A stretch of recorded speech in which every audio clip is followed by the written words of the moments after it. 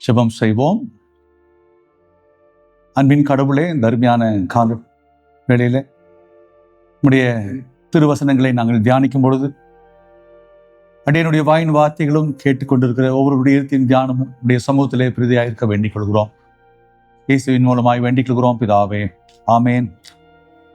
அன்பான இறை மக்களே, இறைமகன் இயேசு கிறிஸ்துவின் நாமத்தினாலே உங்களுக்கு அன்பின் வாழ்த்துக்களை தெரிவித்துக் கொள்கிறேன்.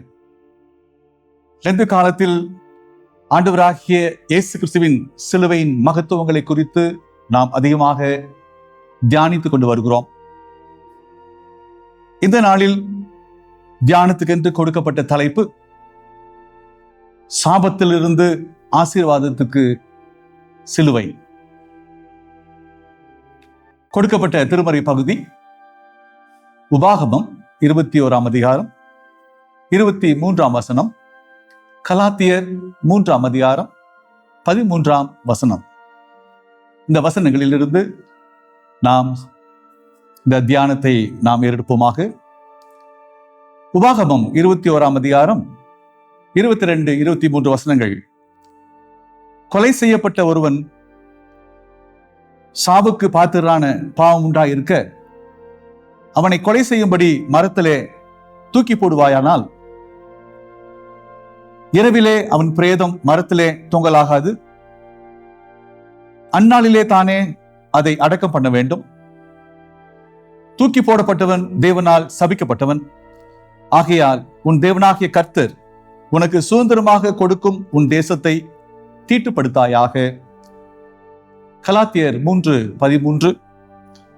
மரத்தில் தூக்கப்பட்ட எவனும் சபிக்கப்பட்டவன் என்று எழுதியிருக்கிறபடி கிறிஸ்து நமக்காக சாபமாகி நியாயப்பிரமாணத்தின் சாபத்துக்கு நம்மை நீங்களாக்கி மீட்டுக் கொண்டார் என்பதே. அன்பானவர்களே, இந்த தலைப்பிலே 3 வார்த்தைகளை நாம் பார்க்கிறோம். ஒன்று சாபம், சிலுவை, ஆசீர்வாதம். திருமறையிலே ஆரம்பத்திலிருந்தே இந்த சாபம் என்கின்ற வார்த்தையை நாம் பார்க்க முடியும். ஆதியாகமம் 3 அதிகாரம் 17 வசனத்திலே நாம் பார்க்கும்போது ஆதாம் ஏவாள் இருவரும் ஆண்டவருடைய வார்த்தைக்கு கீழ்ப்படியாமல் போனார்கள் என்று சொல்லி நாம் பார்க்கிறோம். நிலம் சபிக்கப்பட்டது என்று சொல்லி அங்கே நாம் வாசிக்கிறோம்.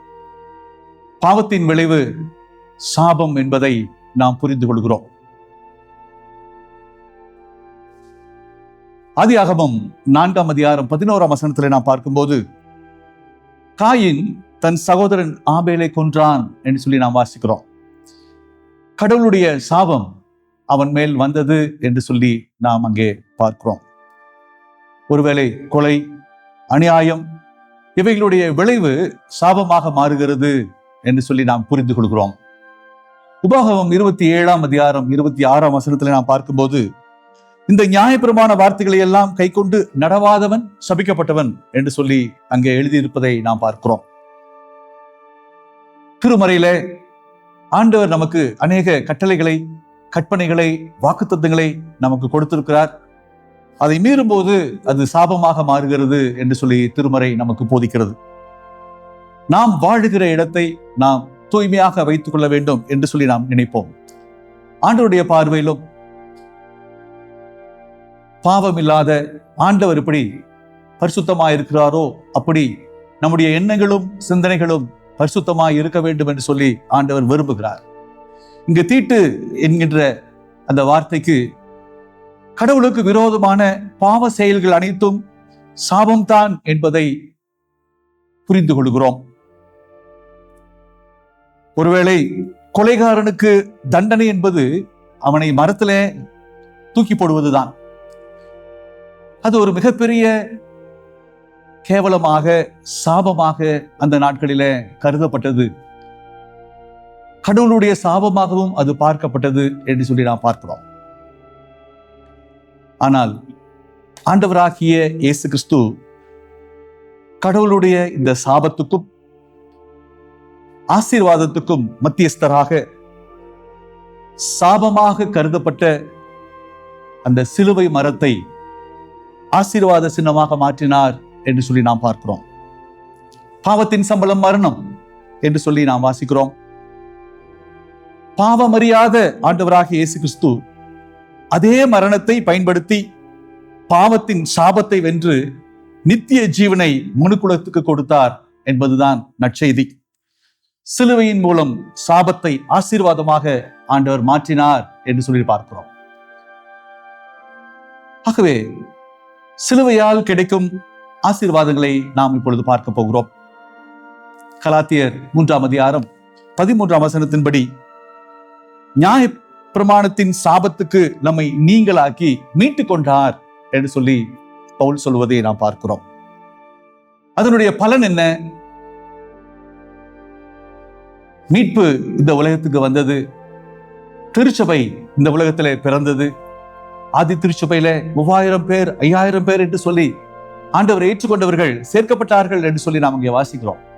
அன்று முதல் இன்று வரைக்கும் இறை அரசு என்பது இந்த உலகத்திலே வளர்ந்து வருகிற ஒரு நிலையை நாம் பார்க்க முடியும். சிலுவை சாபம் மாற்றப்பட்டு ஆசீர்வாதத்தின் இடமாக வைக்கப்பட்ட ஒரு அருமையான ஒரு சம்பவம் அங்கே நிகழ்ந்ததை நாம் பார்க்கிறோம். ஆண்டவரை ஏற்றுக்கொண்டவர்களுடைய வாழ்வில அல்லது சிலுவையின் ஆசீர்வாதங்களாக நாம் பெற்றுக்கொள்கிற காரியம் என்ன? ஆண்டவரை ஏற்றுக்கொண்டவர்கள் சாபம் நீக்கப்பட்ட வாழ்வை பெறுகிறார்கள். ஆண்டவரின் கிருபை பெருகுகிற வாழ்வை அவர்கள் பெற்றுக்கொள்கிறார்கள். பாவ மன்னிப்பு பெற்ற வாழ்வை அவர்கள் அனுபவிக்கிறார்கள். கடவுளின் அன்பையும் சமாதானத்தையும் நீதிமான்களாக்கப்படுவதையும் அனுபவிக்கும் வாழ்வாக இந்த சிலுவையின் ஆசீர்வாதங்களை ஆண்டவர் நமக்கு அருளுகிறார் என்று சொல்லி நாம் இங்கே புரிந்து கொள்கிறோம். அன்பானவர்களே, இந்த லெந்து காலங்களிலே சிலுவையை அதிகமாக நாம் தியானிக்கிற இந்த நேரத்தில் சாபத்தை ஆசீர்வாதமாக மாற்றின சிலுவைநாதர் இயேசு கிறிஸ்துவினுடைய அடிசுவடுகளை நாம் பின்பற்றி செல்லும் போது இறை அன்பையும் இறை ஆசியையும் நாம் பரிபூர்ணமாக பெற்று இந்த உலகத்திலே ஆண்டவருக்கு சாட்சிகளாய் வாழ்வோம் என்பதிலே நிச்சயமாகவே சந்தேகமில்லை. ஆண்டவர் தாமே இந்த வார்த்தைகளை நமக்கு ஆசீர்வதித்து தருவாராக. ஜெபம் செய்வோம். கிருபை நிறைந்த அன்பின் நல்ல ஆண்டவரே, சாபத்தை சிலுவையிலே வென்று அதை ஆசீர்வாதமாக நீர் எங்களுக்கு மாற்றி தந்தீர். அதற்காக நன்றி செலுத்துகிறோம். உம்முடைய பிள்ளைகளாக நாங்கள் இந்த உலகத்திலே வாழும்போது சிலுவையின் மூலமாக எங்களுக்கு கிடைத்த ஆசீர்வாதங்களை ஒவ்வொரு நாளும் அனுபவித்து ஆண்டவரே உமக்கு சாட்சிகளாய் வாழ்வதற்கு எங்களுக்கு பலன் தாரும். இந்த லெந்து காலங்களை அப்படியாக நீர் எங்களுக்கு ஆசீர்வதித்து தர வேண்டுமாய் இரட்சகர் மீட்புமாக இயேசுவின் மூலமாய் வேண்டிக் கொள்கிறோம் பிதாவே. ஆமென்.